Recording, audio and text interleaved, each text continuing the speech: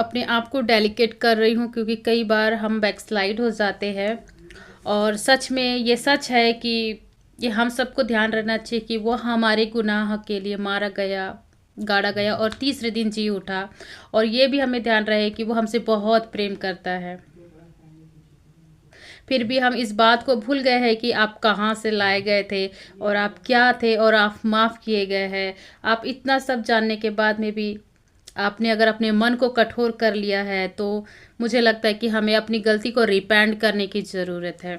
तो आप सभी को मेरा जय मसीह की। और आज हम पढ़ने जा रहे हैं 1 कुरिन्थी 10:1 में लिखा है, हे भाइयों, मैं नहीं चाहता कि तुम इस बात से अनजान रहो कि हमारे सब बापदादा बादल के बीच थे, बादल के नीचे थे और सब के सब समुद्र के बीच में से पार हो गए।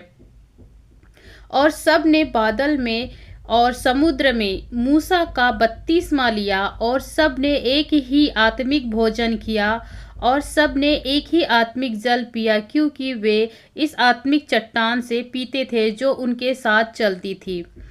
आमीन। और वह चट्टान मसीह था, परंतु परमेश्वर उनमें से बहुतों से प्रसन्न न हुआ, इसलिए वे जंगल में ढेर हो गए।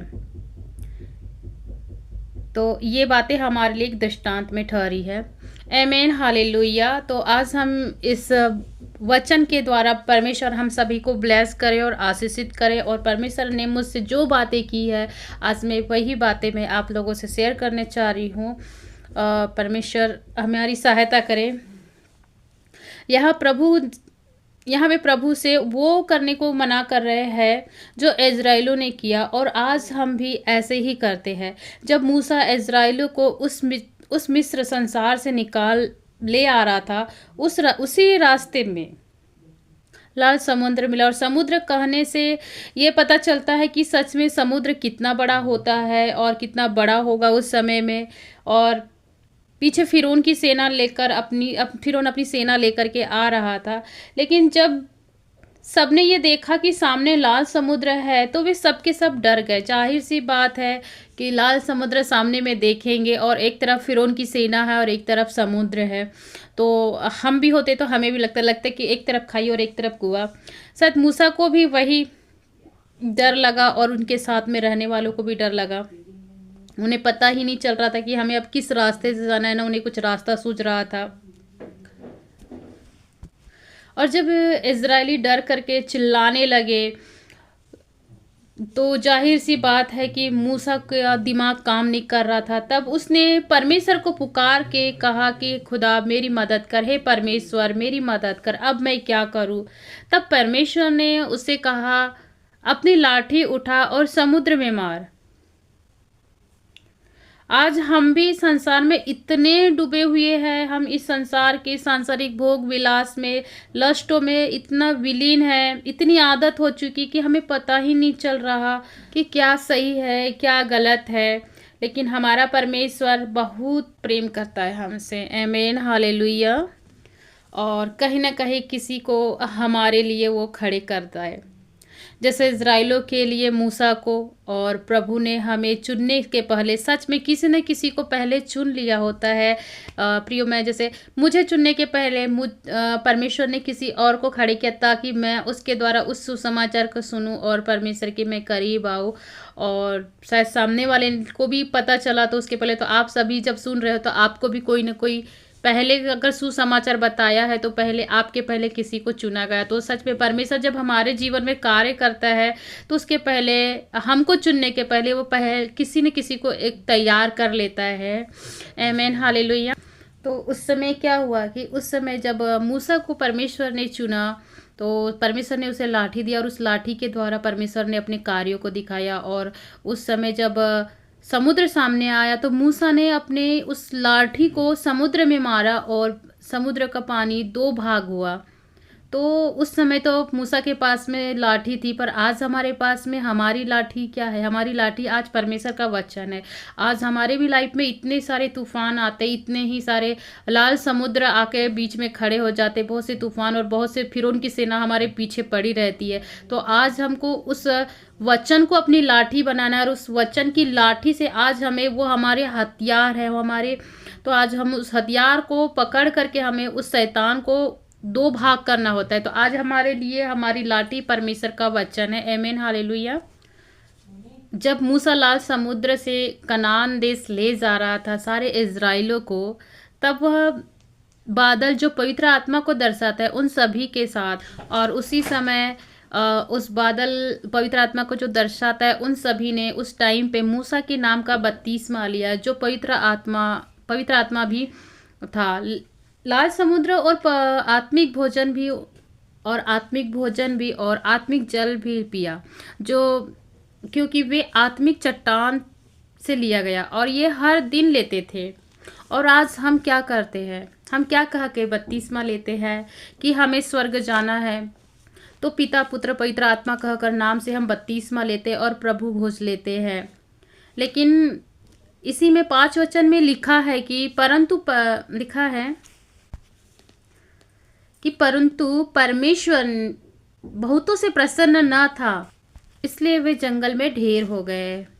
मतलब यहाँ परमेश्वर क्या बोल रहे हैं? मतलब ये कि कुछ लोगों से वो प्रसन्न नहीं था, और जिनसे वो प्रसन्न था वे जीवित नहीं रहे, और जिनसे वो प्रसन्न था वे जीवित रहे, बाकी सब के सब मारे गए। तो प्रभु हमें क्या वार्निंग दे रहे? एक प्रकार से हमें एक चेतावनी मिल रही है इस वचन के द्वारा कि कहीं आप उन बुरी लालसाओं में तो फंसे नहीं, कहीं आपका भगवान आपका फ़ोन तो नहीं है, कहीं आपने इसहाक की तरह अपने फ़ोन को भी तो ना बना लिया अपना सब कुछ। अगर ऐसा है, अगर आपने ऐसा किया है, तो आज ही परमेश्वर के सामने घुटने टेक करके बैठो और उन सारी चीज़ों को जो परमेश्वर के करीब आने से तुम्हें रोकती है, आज उन्हें सभी चीज़ को त्याग करके परमेश्वर के सामने उसे वेदी में चढ़ा दो और अपनी और परमेश्वर की उन दूरियों को उसे मिटा दो। एक समय था कि जब आप परमेश्वर के करीब थे, तो जब आप प्रार्थना करते थे तो हर पल आप परमेश्वर को याद करते थे, हे प्रभु, हे प्रभु।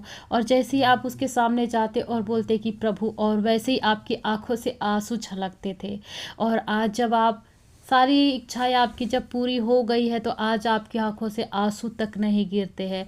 आप अपना एक थका हुआ शरीर, थका हुआ मन, थका हुआ दिल ले करके उसके सामने जाते हो, और एक छोटी सी प्रार्थना 10-15 मिनट की, आधे घंटे की प्रार्थना करके आप आमीन बोल देते हो। और आज उसकी आवाज़ को सुन पाना भी मुश्किल हो पा रहा है। आज अगर वो हमसे बात करना भी चाहता है, तो आज हम उसकी आवाज़ को सुन के भी इग्नोर कर देते हैं, सुन नहीं पाते उसकी आवाज़ को, और हम अपनी उन अभिलाषा में खोए रहते हैं जो हमें दूर करते जा रही है अपने प्रभु से।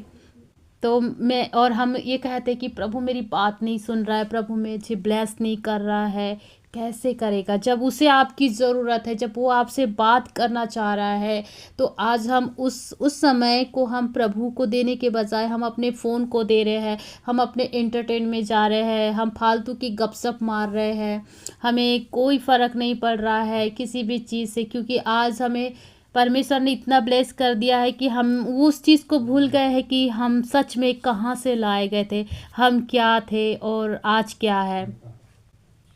एक टाइम था कि जब हम प्रभु को हर टाइम सुनते थे, हर टाइम महसूस करते थे, उसे अपने हर एक कामों में शामिल करते थे, उसकी हुजूरी को मांगते थे कि खुदा तेरी हुजूरी, तेरा साथ, तेरा सपोर्ट चाहिए। हर वक्त हम उसे पुकारते रहते थे, और सच में वो तब होता था, आज भी है, लेकिन आज वो हमसे नाराज़ है।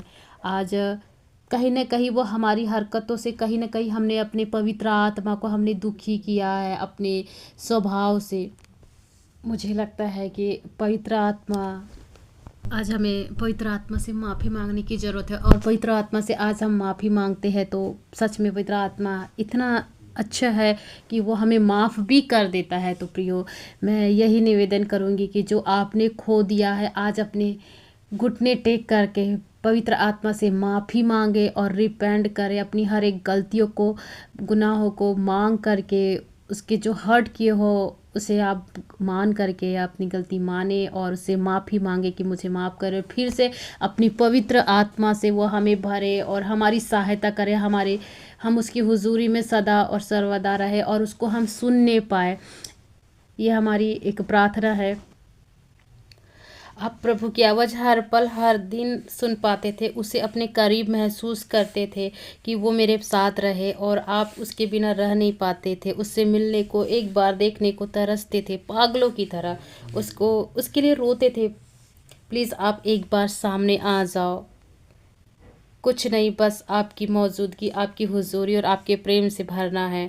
बस यही एक, इसके अलावा आप कुछ नहीं मांगते थे। और आज क्या हो गया है कि कहा गया आपका वो पहला सा प्रेम,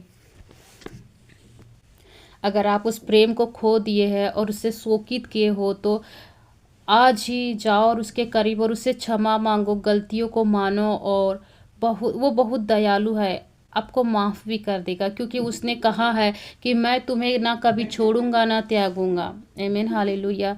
और ये भी ध्यान रहे, वो आपसे बहुत प्रेम करता है, इसलिए अपने आप को, हमारे गुनाह व पापों के लिए खुद को क्रूस पर दे दिया। आमीन, हालेलुया।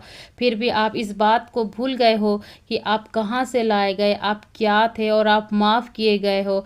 और आप इतना सब कुछ जानने के बाद में भी अपना मन कठोर कर लिए हो, तो आप उन इज़राइलों के कैटेगरी में आते हो जो कनान नहीं पहुंचाए गए। बपतिस्मा तो लिया उन्होंने भी, अब बपतिस्मा तो लिया उन्होंने भी और आपने भी। ये आपकी मर्जी कि आप किसको चुनते हो, जीवन या मृत्यु को।